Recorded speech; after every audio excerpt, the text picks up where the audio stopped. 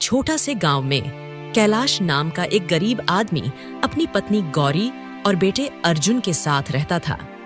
कैलाश के पास एक छोटा सा ठेला था जिस पर वह बिरयानी बेचकर अपना गुजारा करता था।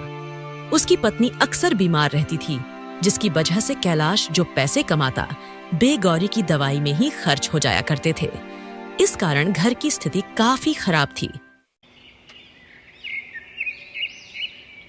एक दिन कैलाश गांव के चौराहे पर बिरयानी बेच रहा था।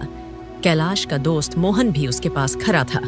और सुना कैलाश, क्या हाल है? कुछ खास नहीं, बस जैसे तैसे करके घर का गुजारा कर रहा हूँ। वे दोनों बातें करने लगते हैं। तभी कैलाश का बेटा अर्जुन नंगे पैर दौड़ता हुआ अपने पिता कैलाश के पास आता है। पिताजी, जल्दी चलिए, अचानक माँ की तबीयत बहुत खराब हो गई है। अरे, ये क्या कह रहा है बेटा?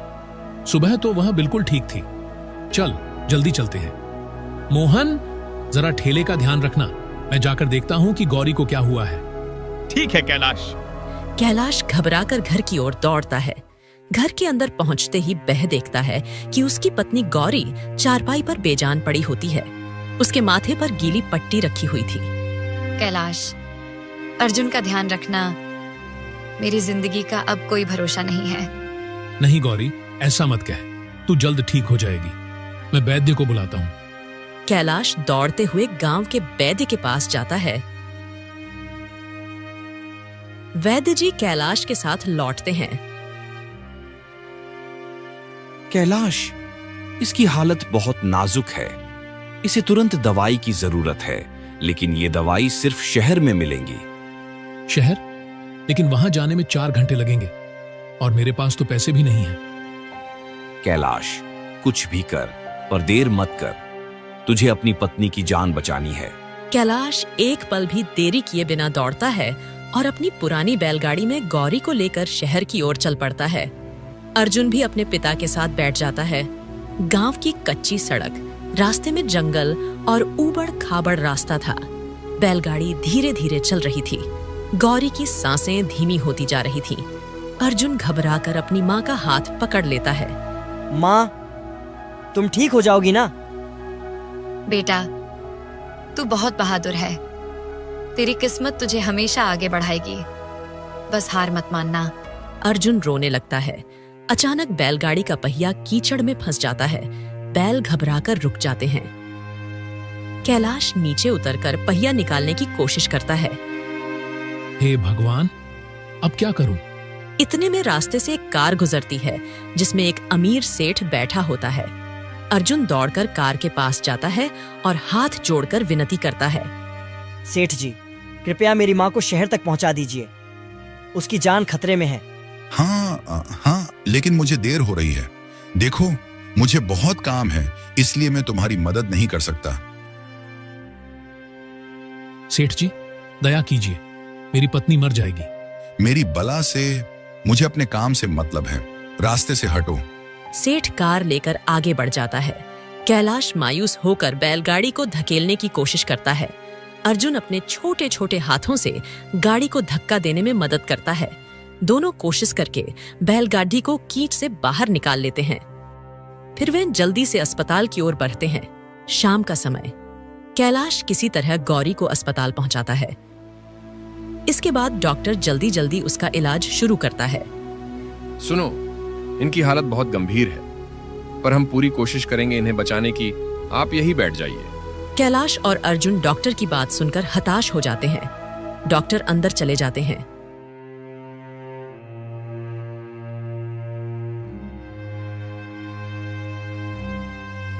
कुछ देर बाद डॉक्टर बाहर आते हैं। हमें माफ कीजिए, हम उन्हें नहीं बचा सके। कैलाश जमीन पर बैठकर फूट फूट कर रोने लगता है। अर्जुन की आंखों में आंसुओं का सैलाब उमड़ पड़ता है। माँ, तुमने कहा था मैं बहादुर बनूंगा, लेकिन मैं तो तुम्हें बचा ही नहीं सका। कैलाश बेटे को गले लगाकर रोने लगता है। इसके बाद वे गौरी को लेकर घर की ओर चल पड़ते हैं। जब वे गांव पहुंचते हैं, तभी गांव वाले गौरी की ये दुखद खबर सुनकर वहां इकट्ठे हो जाते हैं। माँ, मैं बड़ा होकर गरीबों के लिए कुछ करूंगा। जो लोग अमीर होकर गरीबों को ठुकरा देते हैं, मैं उनके लिए इंसाफ करूंगा। गांव के बड़े बुजुर्ग अर्जुन की बात सुनकर उसे गले लगाते हैं। अर्जुन की आंखों में मां की यादें और संघर्ष का संकल्प साफ दिखाई देता है। कुछ सालों बाद गौरी की मृत्यु के बाद कैलाश टूट चुका था। उसने ठेला अपने दोस्त मोहन को बेच दिया था, लेकिन अब खेतों में मेहनत करते करते उसकी कमर झुक गई थी। कर्ज का बोझ बढ़ता जा रहा था। अर्जुन अब 18 साल का हो चुका था। वह भी पिता के साथ खेतों में काम करने लगा था। बारिश हो रही थी, लेकिन दोनों कीचड़ में भी काम कर रहे थे। कैलाश हल चला रहा था। अर्जुन भी उसके साथ खेत में लगा हुआ था। बेटा, थोड़ा आराम कर ले, तुझे ठंड लग जाएगी। नहीं पिताजी, मुझे काम पूरा करना है। आपने कहा था कि मेहनत कभी बेकार नहीं जाती। कैलाश बेटे को गर्व से देखता है। अर्जुन का हौसला देखकर उसकी आंखें नम हो जाती हैं। तभी बारिश रुक जाती है। इतने में गांव का साहूकार रघु सेठ खेत पर आ जाता है। उसके साथ उसके गुंडे भी थे। ओए कैलाश, कर्ज की किस्त का क्या हुआ? अभी तक पैसे नहीं दिए? सेठ जी, बस 1 महीने का और समय दे दीजिए। फसल कटने पर सब चुका दूंगा। बस बहुत हो गया तेरा नाटक। अब मैं तेरी जमीन अपने नाम लिखवाऊंगा। सेठ गुंडों को इशारा करता है। गुंडे कैलाश को जमीन पर धक्का दे देते हैं। अर्जुन यह सब देखकर गुस्से से तिलमिला उठता है। वह सेठ के सामने खड़ा हो जाता है। सेठ, तुम मेरे पिता को हाथ मत लगाना। अबे छोटू, तू मुझे धमकी देगा? चल भाग यहाँ से। सेठ अर्जुन को धक्का देता है। अर्जुन गिर जाता है, लेकिन तुरंत उठकर फिर से सेठ के सामने आ खड़ा होता है। उसकी आंखों में आंसू और गुस्सा दोनों होते हैं। मैं तुम्हें अपनी जमीन नहीं लेने दूंगा। तभी गांव का मुखिया वहां से गुजर रहा होता है। वह ये सब देखकर वहां पहुंचता है। रघु, ये तुम क्या कर रहे हो? मुखिया जी, मैं तो इनसे अपना कर्ज लेने के लिए आया हूँ। यह कौन सा तरीका है तुम्हारा कर्ज लेने का? इस प्रकार लोगों को मारकर कर्ज लिया जाता है। मुखिया जी, इसके लिए मैं माफी चाहता हूँ, पर आप ही बताइए, 2 साल हो गए इसने आज तक मेरा कर्ज देने का नाम नहीं लिया। मुखिया जी, मुझे बस अपना उधार चाहिए। मुखिया जी, आप तो जानते हैं कि मैं किन परिस्थितियों से गुजरा हूं। मैंने सेठ रघु का कर्ज देने से कभी मना नहीं किया। बस मुझे थोड़ा और समय दे दीजिए, मैं जल्द ही खर्च चुका दूंगा। ठीक है, मैं तुम्हें 6 महीने का और समय दिलवाता हूँ। 6 महीने के अंदर रघु का कर्ज चुका देना। ठीक है मुखिया जी, आपका बहुत बहुत धन्यवाद। रघु सेठ मुखिया के इस प्रकार विरोध करने से डर जाता है, इसलिए वह गुस्से में भुनभुनाता हुआ वहां से चला जाता है। रात का समय, कैलाश और अर्जुन घर के अंदर बैठे थे। अर्जुन चुपचाप अपनी मां की तस्वीर देख रहा था। बेटा, मैं तुझे पढ़ाना चाहता था, लेकिन हालात ने तुझे खेतों में लगा दिया। नहीं पिताजी, मैं पढ़ूंगा और इतना बड़ा आदमी बनूंगा कि किसी गरीब को कभी किसी सेठ से भीख नहीं मांगनी पड़ेगी। कैलाश बेटे को देखकर भावुक हो जाता है। अर्जुन अपनी मां की तस्वीर के सामने बैठकर हाथ जोड़ता है। मां, मुझे शक्ति देना ताकि मैं अपने पिता का सहारा बन सकूं। अर्जुन उसी रात पढ़ाई करने का संकल्प लेता है। वह दिन में खेतों में काम करता और रात को दिए की रोशनी में पढ़ाई करता। उसकी आंखों में एक सपना था। एक दिन कैलाश खेत में काम कर रहा होता है। काम करते करते अचानक वह जमीन पर गिर जाता है। अर्जुन दौड़कर अपने पिता के पास आता है। कैलाश का शरीर बुरी तरह कांप रहा होता है। पिताजी, क्या हुआ आपको? कैलाश की आंखें बंद हो रही थीं। अर्जुन उसे उठाकर डॉक्टर की दुकान की ओर दौड़ता है। डॉक्टर जांच करते हैं। तुम्हारे पिता को फेफड़ों की बीमारी हो गई है। इन्हें इलाज की जरूरत है, लेकिन इसमें थोड़े ज्यादा पैसे लगेंगे। अर्जुन की आंखों में चिंता छा जाती है। उसके पास इतने पैसे नहीं थे, लेकिन उसने हार नहीं मानी। डॉक्टर साहब, ये लीजिए कुछ पैसे, बाकी मैं जल्दी ही चुका दूंगा। वह गांव में छोटे मोटे काम करने लगा। उसने लोगों के खेतों में काम किया, जंगल से लकड़ियां काटकर बेची और पानी भरकर पैसे कमाए।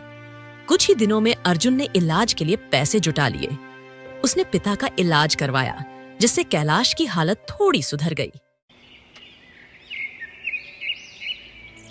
एक दिन अर्जुन मंदिर में हाथ जोड़कर भगवान के सामने खड़ा होता है। उसकी आंखों में आंसू होते हैं, लेकिन हौसला बरकरार था। भगवान, मुझे शक्ति दो ताकि मैं अपने पिता को खुशहाल जीवन दे सकूं और हर गरीब को इंसाफ दिला सकूं। वह खुद से वादा करता है कि वह पढ़ाई के जरिए अपनी जिंदगी सुधारेगा। उसकी आंखों में माँ का सपना और पिता के लिए सम्मान साफ झलक रहा था। अगली सुबह अर्जुन कुदाल से खेत में मिट्टी खोद रहा था। उसके हाथ में काफी दर्द हो रहा था, लेकिन उसने काम बंद नहीं किया।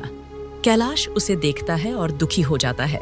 बेटा, अब बस कर, तेरा शरीर थक जाएगा। नहीं पिताजी, मुझे काम पूरा करना है। माँ कहा करती थी कि मेहनत से ही किस्मत बदलती है। इतने में गांव का साहूकार रघु सेठ फिर से आता है। वह अपनी बड़ी गाड़ी में बैठा होता है और साथ में 2 गुंडे भी होते हैं। ओ कैलाश, अब तेरा कर्ज बहुत बढ़ गया है। अगर निश्चित समय तक पैसे नहीं चुकाए तो तेरी जमीन मेरी हो जाएगी।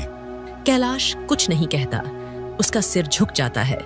अर्जुन यह सब देखकर गुस्से में आ जाता है। सेठ, गरीब होना कोई गुनाह नहीं है। हम मेहनत कर रहे हैं, तुम्हारे पैसे चुका देंगे। हाँ हाँ हाँ, तू क्या पैसे चुकाएगा रे भिखारी? पहले अपनी हालत देख। सेठ ठहाके लगाते हुए चला जाता है। अर्जुन मुट्ठी भींचकर कसम खाता है। पिताजी, अब वक्त आ गया है कि मैं शहर जाकर कुछ बड़ा करूं। मैं वादा करता हूं कि आपको कभी किसी के सामने झुकने नहीं दूंगा। बेटा, शहर बहुत बड़ा है, वहां तेरा कोई नहीं है। वहां तुझे कौन संभालेगा? पिताजी, आपने मुझे सिखाया है कि मेहनत करने वाले कभी हारते नहीं। मैं अपना रास्ता खुद बनाऊंगा। अर्जुन उनके पैर छूकर आशीर्वाद लेता है। फिर वह एक छोटी सी पोटली लेकर बस स्टॉप पर पहुंचता है। इसके बाद में बैठ जाता है। बस धीरे धीरे गांव से दूर चली जाती है। कैलाश दूर तक बस को जाते हुए देखता रहता है। उसकी आंखों में गर्व और चिंता दोनों थे। अर्जुन बस से उतरता है। शहर में पहुंचकर उसे बहुत अजीब महसूस हो रहा था। उसे गांव की सादगी याद आती है, लेकिन वह अपने कदम आगे बढ़ाता है। अर्जुन एक कारखाने के बाहर जाकर खड़ा हो जाता है। उसके पेट में भूख लगी थी, लेकिन जेब में पैसे नहीं थे। वह कारखाने के मालिक से काम मांगता है। मालिक जी, मुझे काम चाहिए। मैं कुछ भी कर लूंगा, बस रहने और खाने की जगह मिल जाए। सुनो, यहाँ कई लोग काम मांगने आते हैं पर 2 दिन में भाग जाते हैं। तुझ पर भरोसा कैसे करूं? मालिक जी, मुझे एक मौका दीजिए। मैं मेहनत से काम करूंगा। मालिक अर्जुन को काम दे देता है। अर्जुन बिना किसी शिकायत के मेहनत से काम करता है। वह भारी बक्से ढोने लगता है। अगली सुबह कारखाने का मैनेजर अर्जुन को काम करते हुए देखता है। वह उसके ऊपर बिना किसी गलती के गुस्सा निकालने लगता है। ओए लड़के, इतनी धीरे धीरे काम कर रहा है, जरा जल्दी कर। काम चोरों की यहाँ कोई जरूरत नहीं है। अर्जुन बिना कुछ कहे तेजी से सामान ढोने लगता है। वह थका हुआ था, लेकिन उसने हार नहीं मानी। अर्जुन दिन में काम करता और रात में किताबें पढ़ता। उसकी आंखों में पढ़ाई का जुनून सवार था। रात का समय अर्जुन एक छोटी सी झुग्गी में रहता था। वहां सिर्फ एक पुरानी चारपाई और एक दिया था। वह दिए की मध्यम रोशनी में देर रात तक पढ़ाई करता। उसकी आंखों में नींद होती, लेकिन उसका सपना उसे सोने नहीं देता। मुझे मेहनत करनी ही होगी। पिताजी का सपना पूरा करना है। भगवान, मुझे हिम्मत देना ताकि मैं अपने पिता का सपना पूरा कर सकूं। अर्जुन के कपड़े पुराने हो गए थे, लेकिन उसकी हिम्मत नई थी। धीरे धीरे वह प्रतियोगी परीक्षाओं की तैयारी करने लगा। कई सालों की मेहनत के बाद अर्जुन एक बड़ी सरकारी नौकरी की परीक्षा देकर मंदिर में भगवान के सामने हाथ जोड़कर प्रार्थना कर रहा होता है। हे भगवान, मुझे हिम्मत देना ताकि मैं अपने पिता का सपना पूरा कर सकूं। कुछ दिन बाद अर्जुन अपनी झोपड़ी के बाहर बैठा हुआ था। उसकी आंखें सूजी हुई थीं, क्योंकि वह रात भर जागकर तैयारी करता था। तभी एक डाकिया उसके पास आता है और उसे एक लिफाफा देता है। वह कांपते हाथों से लिफाफा खोलता है। उसकी आंखें चमक उठती हैं। अर्जुन का उस नौकरी में सिलेक्शन हो गया था। उसकी मेहनत रंग लाई थी। वाह, मैंने कर दिखाया। पिताजी का सपना पूरा हो गया। वह खुशी में फूट फूट कर रोने लगता है। 2 महीने बाद अर्जुन बड़ी गाड़ी में बैठकर गांव लौटता है। वह अब एक सरकारी अधिकारी बन चुका था। गांव वाले उसे देखकर हैरान रह जाते हैं। कैलाश, जो अब बूढ़ा हो गया था, बेटे को देखकर अपने आंसू रोक नहीं पाता। बेटा, तू सच में मेरा अर्जुन है। तूने अपना वादा पूरा कर दिया। गांव वाले अर्जुन की सफलता से बहुत खुश थे। रघु सेठ, जो कभी अर्जुन का अपमान करता था, अब उससे हाथ जोड़कर माफी मांगता है। अर्जुन बाबू, मुझे माफ कर दो। मैंने तुम्हारे साथ बहुत बुरा किया। माफ करना तो इंसानियत का धर्म है, लेकिन गरीबों का अपमान मत करना, क्योंकि किस्मत कभी भी पलट सकती है। अर्जुन अब गांव के लिए काम करने लगा था। उसने गांव में एक अस्पताल बनवाया, जिससे लोगों को मुफ्त इलाज मिलने लगा। उसने गांव में स्कूल और पानी की व्यवस्था शुरू करवाई। वह रोज गांव वालों के बीच बैठकर उनकी समस्याएं सुनता था। एक दिन चौपाल पर अर्जुन सभी गांव वालों से बात करता है। दोस्तों, मैंने गरीबी का दर्द सहा है, भूख और अपमान को देखा है, लेकिन मैंने हार नहीं मानी। मेहनत ही इंसान की सबसे बड़ी पूंजी होती है। और पिताजी, आप ही मेरे लिए भगवान हैं। आपकी तपस्या और संघर्ष ने ही मुझे आज इस मुकाम तक पहुंचाया है। मुझे बहुत दुख है कि इस सफलता में मेरी माँ मेरे साथ नहीं है। कैलाश की आंखों में खुशी के आंसू आ जाते हैं। बेटा, मुझे तुझ पर गर्व है। तूने मेरा सपना पूरा किया। अब यह गांव तुझ पर नाज करेगा। इसके बाद अर्जुन शाम में गांव के मंदिर में जाता है। वह भगवान के सामने हाथ जोड़कर खड़ा होता है। उसकी आंखों में कृतज्ञता होती है। हे भगवान, आपने मुझे शक्ति दी, मेरे पिता का सपना पूरा करवाया। मैं सदा आपकी कृपा का आभारी रहूंगा।